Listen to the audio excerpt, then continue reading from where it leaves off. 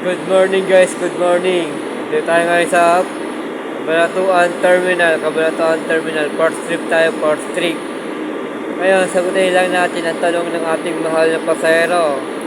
Dahil daw ba sa nagtataasan ng gas, nagtaasan na rin ba daw yung pamasahe? Nag-increase na rin po ba yung pamasahe? Yes po, nag-increase na rin po yung pamasahe natin.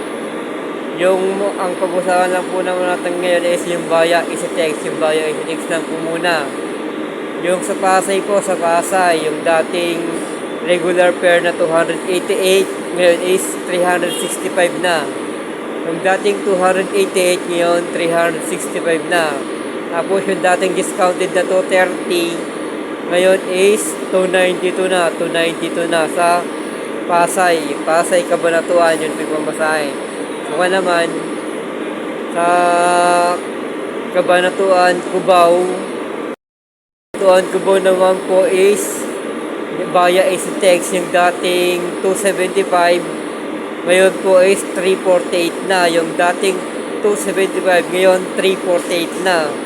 Yung dating discounted na 220, ngayon is 279 na. 279 na po ngayon. Sana maliwanag po yung video na to, nakatulong po sa atin. Hanggang sa susunod nating video, thank you and stay good vibes. Thank you.